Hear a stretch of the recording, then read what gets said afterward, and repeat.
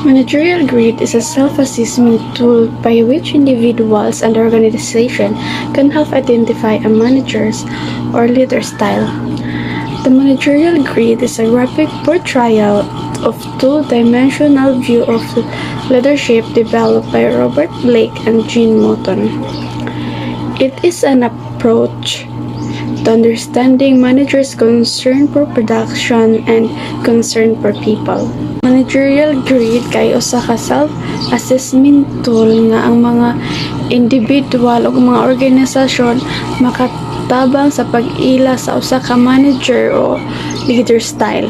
So, ang managerial grid kuno is a graphic portrayal nga naiduha ka two-dimensional view of leadership, ang concern for people and concern for production na gidevelop ni Robert Blake and Jean Mouton. Contingency theories, the traits and behavioral theories failed to point out that leadership situations are not similar, and it is easy to presume that there is no single leadership style will fit all situations.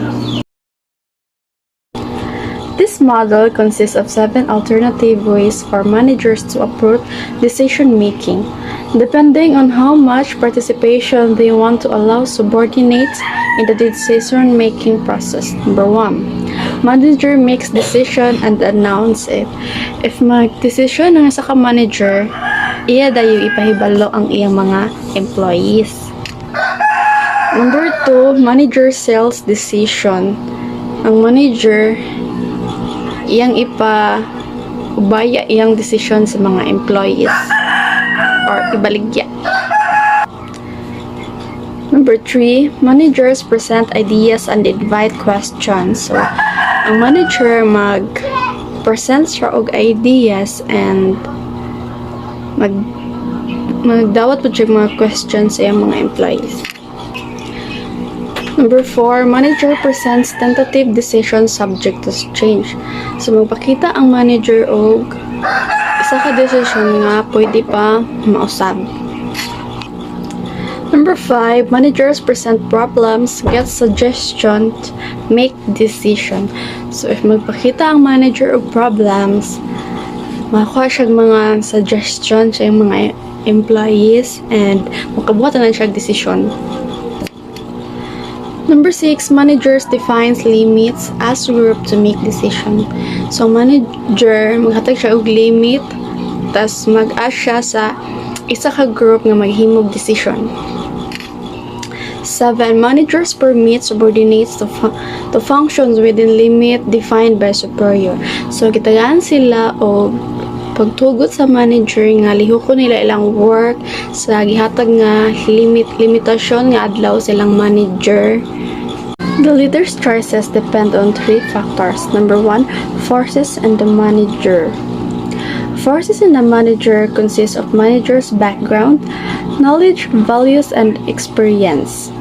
For example, if ang sa ka manager nag-work siya sa sulod ka pulo ka tuig as a subordinates, dayon maayo siya modala sa mga employee ug maayo siya nga pagka-leader, na possible nga makuan siya, ma-promote siya as a manager, subordinate to a manager. Number 2, forces and subordinates. In choosing an appropriate leadership style, the manager must also consider the forces and subordinates. The leadership style of greater participation and freedom can be exercised by the manager in the subordinates. 1. Are craving for independence and freedom of action. 2. Want to have decision-making responsibility. 3. Identify with the organization's goals. 4. Are knowledgeable and exercise enough to deal with the problem efficiently. And last, have experience with the previous managers that lead them to the expect participative management. Number 3, forces in the situation. The manager's choice of leadership style must reckon with the situational forces such as the organization's preferred style, the specific work group, the nature of group's tasks, the pressures of time, and environmental factors. This is a leadership model developed by Fred Fiedler, which proposes that effective group performance depends on the proper match between the leader's style and degree to which the situation favors the leader. To determine how favorable the leadership environment is, Fiedler maintains that it will depend on three factors. Number 1, leader-member relations. Leader-member relations refers to the degree of confidence, trust, and respect the followers have in their leader. 2. Task structure. Task structure refers to the extent to which the followers are engaged in the structure. Task structure is high when the task is clearly specified and known as to 1. The followers are supposed to do. 2. How they will do it. 3. When and in what sequence it is to be done. And 4. What decision options they have.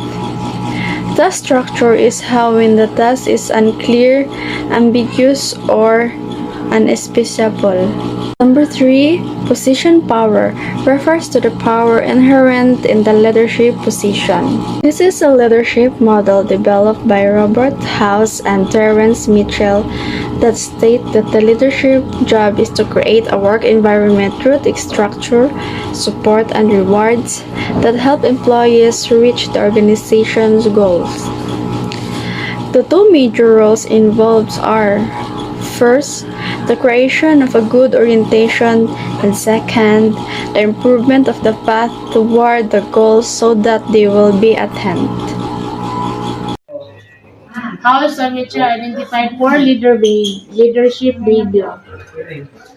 The directive leader. This is a type of leader who lets followers know what is expected of them, schedule work to be done, and gives specific guidance as to how to accomplish tasks. Ako ang isa ka directive leader sa among organization. Ang akong buhaton is maghatag ra ko og instruction sa akong employee kung unsay dapat buhaton or schedule kung kanusa dapat mahuman ang trabaho ug unsay mga tsada nga pamagi para madali og paghuman sa trabaho. Number 2, the supportive leader. This is a type of leader who is the friendly and show concern for the needs of the followers. Naisa ka employee nga sige kalit at makita namo siya nga unsa iyang problema. So as a supportive leader, I will approach and task her with a gentle voice. Number 3, the participative leader. This is the leader who consult with the followers and use their suggestion before making a decision. For example, si Rinapi ang isa ka leader nga kung maghimo siya og decision dili kay siya lang gusto niya maghimo siya og decision kauban iyang mga employee kay para sa iyang mga employee makahatag og suggestion. Number 4, the achievement oriented leader. This is the leader who set challenging goals and expect followers to perform at their highest level. Kini siya nga type nga leader gusto siya nga mga performance sa iyang mga employees to highest level. Dili siya gusto basta-bastahon lang ang mga trabaho, gusto siya perfect nga pagkatrabaho. Readiness consists of two concern: job readiness or task competence and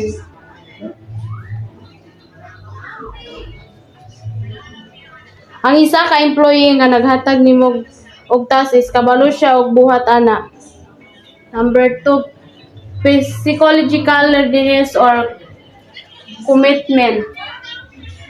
To be confident in your ability to perform as you want.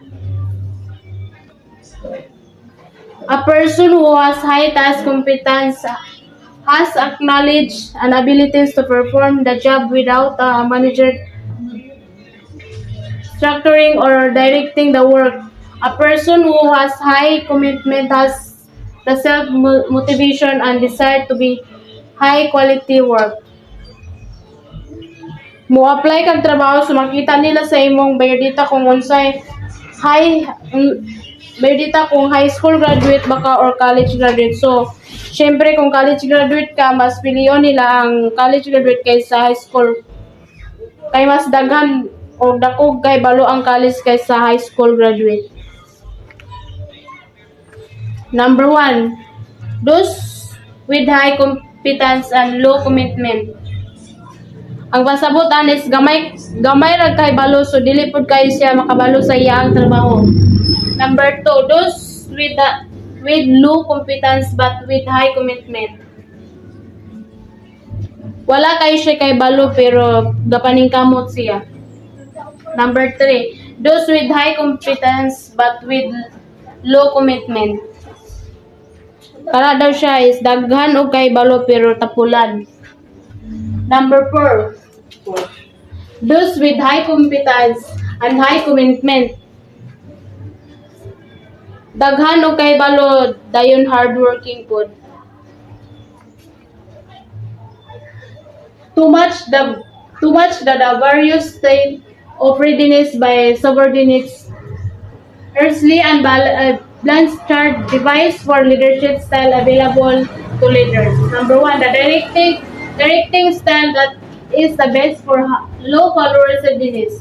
The direction provided by these styles define roles for people who are unable and unwilling to take responsibility themselves. It eliminate insecuring about the tasks that must be done. As what I said earlier, is directing kind of leadership is all about giving instruction that is fit for the low followers readiness. Number 2, a coaching style that is the best for low to moderate followers readiness. A coaching style is para ni siya sa mga employee nga kinahanglan og demo para makabalo sa trabaho. For example, kato mga employee nga walay experience, kinahanglan gyud siyang i-demo. Number 3, the supporting style that is the best for moderate to high followers readiness. Kani siya daw ang supporting style mao ni sila ang mga employee nga kabalo pero tapulan need nila og motivation of support. Number 4, a delegating style that is the best for high readiness. Delegating style is para ni siya sa mga employee nga daghan og kay balo pero need pa nila og brief direction og support. The leader member exchange approach this referred to be the leadership theory developed by the George Green.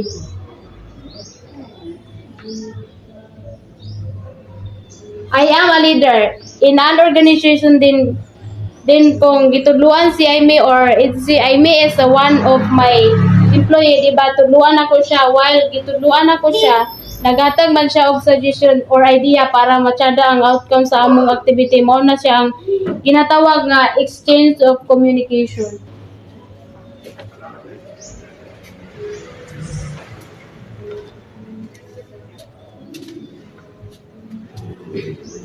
In group member have attitude and values similar to be those of the leader and instruct fire quality with the leader. Ang pasabot daw sa in-group is mao ni siya ang mga employee nga naay similar attitude or values sa ilahang leader o makatabang sa ilang organization to smooth functioning of their team. Kini sila ang perminti makadawat og rewards kay dili man sila kinahanglan nga suguon og mulihok na sila sa ilang trabaho.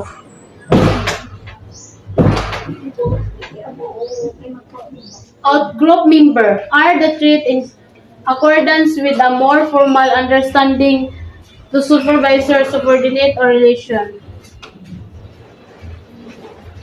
Out-group member is mao ni sila ang mga employee nga kinahanglan pang permi nga suguon o permissive nga ipa-remind or mao ni sila ang mga trabante nga maglahi og bangag gagahi og ulo. Normative decision model, also known as the leader participation model. Decision making model is a leadership. The normative decision and model was developed by the Victor and Philip Newton. Some years later, the mode was revised by the Broom and Author Hogo to make it more accurate. There are the 5 decision-making styles are presented by the normative model. It's reflecting a different degree or participation by group member. Number 1, autocratic. The leader, the individual is solve the problem using the information already available. Another siya is kanay autocratic leader is siya ang gasolve sa iyang problema gamit ang iyang kaibalo. Number 2, autocratic. The leader obtain data, form subordinates, and then decide. Canada siya is mao ni siya ang leader nga mangayo pag suggestion or idea sa iyang mga employee before siya mag-decide. Number 3, consultative 1. The leader explain the problem to individual subordinate and obtain ideas from each before deciding. Kanidang consultative 1, kini siya ang leader nga iyang gina-explain sa iyang employee ang problem before siya mag-decide. Number 4, consultative 2. The leader meet with a group of subordinates to share the problem and obtain input and then decide. Kana daw siya is parehas lang sila sa idea sa consultative 1. In group 2, the leader share the problem with the group to reach a group of agreement on the solution. Kini daw group 2, kini ay group 2 is same lang gyapon sa consultative 1 and 2 kay mag share man sila og sa ilang idea.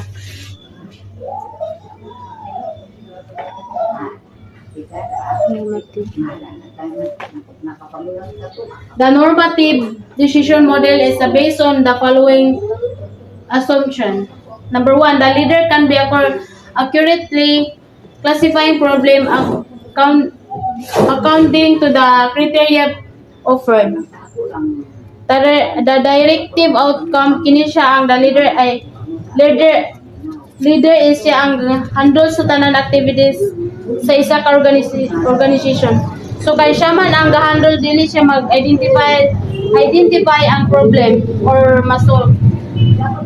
Number 2, the leader is available willing to adapt his or her leadership style to fit the contingency condition he or she face. Kini sa siya nga leader is gasit siya boundary sa iyang mga employee. The leader is willing to use the rather complex or model. Kini siya nga leader is gusto siya og participate jud ang iyang mga employee.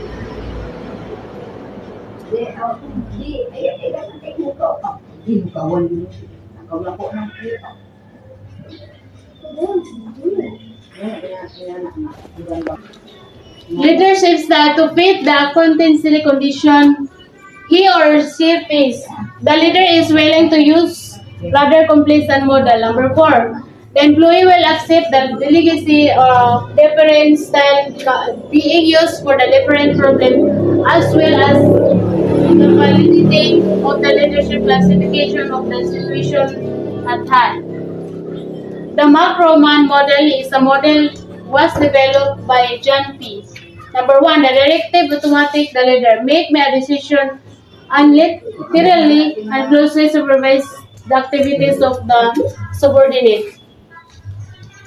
Number 2, the permissive Autocratic, this a leader make a decision unilaterally but allows subordinate a great deal of latitude and execution. Number three, the directive democratic, this a leader want to full participation but closely subordinate activity. The permissive to democratic, this a leader to allow high participation and decision making in the execution.